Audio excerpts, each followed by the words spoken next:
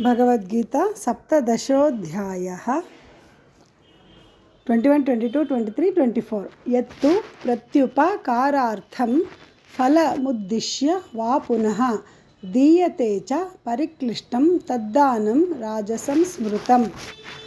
यत्तु प्रत्युपकारार्थं फलमुद्दिश्य वा पुनः दीयते च परिक्लिष्टं तद्दानं राजसं स्मृतम्। आदेशकाले यद्दानम् अपात्रेभ्यश्च दीयते असत्कृतमवज्ञातं तत्तामसमुदाहृतम्।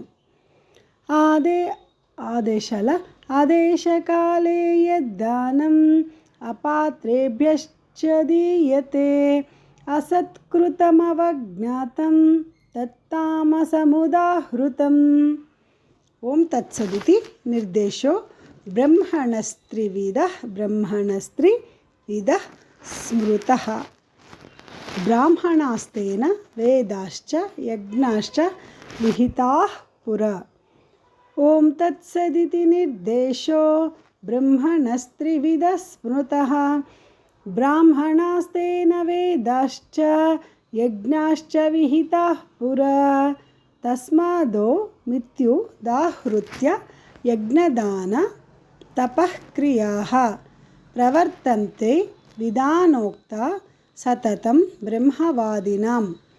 तस्मादो मित्युदाहृत्य यज्ञदान तपः क्रियाः प्रवर्तन्ते विधानोक्ता सततं ब्रह्मवादिनां।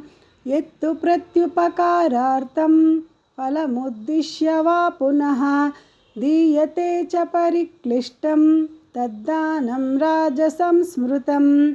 आदेशकाले यद्दानम् अपात्रेभ्यश्च दीयते असत्कृतमवज्ञातं तत्तामसमुदाहृतम्। ओम तत्सदिति निर्देशो ब्रह्मणस्त्रिविधः स्मृतः। ब्राह्मणास्तेन वेदाश्च यज्ञाश्च विहिताः पुरा। तस्मादो मित्युदाहृत्य यज्ञदानतपः क्रियाः प्रवर्तन्ते विधानोक्ता सततं ब्रह्मवादिनाम्। भगवद्गीता सप्तदशोऽध्याय 25, 26, 27 and 28 तदित्यनभिसन्धाय फलं यज्ञ तपः क्रियाः दानक्रियाश्च विविधाः क्रियन्ते मोक्षकाङ्क्षिभिः। तदित्यनभिसन्धाय फलं यज्ञतपः क्रियाः दानक्रियाश्च विविधाः क्रियन्ते मोक्षकाङ्क्षिभिः।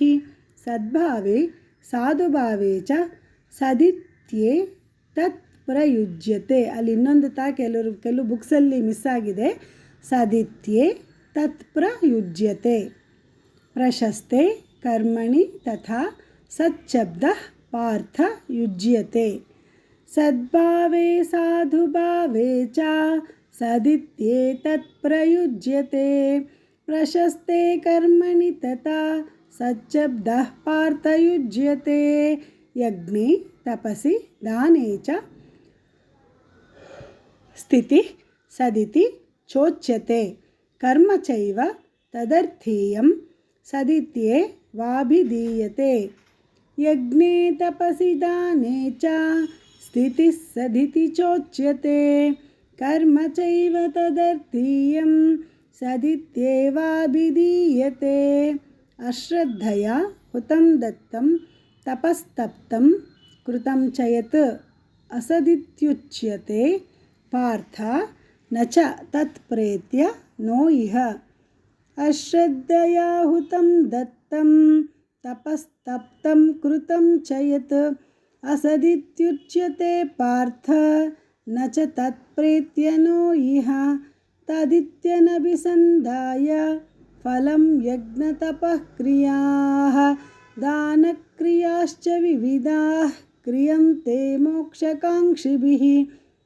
सद्भावे साधुभावे च सदित्ये तत्प्रयुज्यते प्रशस्ते कर्मणि तथा सच्शब्दः पार्थयुज्यते यज्ञे तपसि दाने च स्थितिः सदिति चोच्यते कर्म चैव तदर्थीयं सदित्येवाभिधीयते अश्रद्धया हुतं दत्तं तपस्तप्तं कृतं च यत् असदित्युच्यते पार्थ न च तत्प्रेत्य नो इह।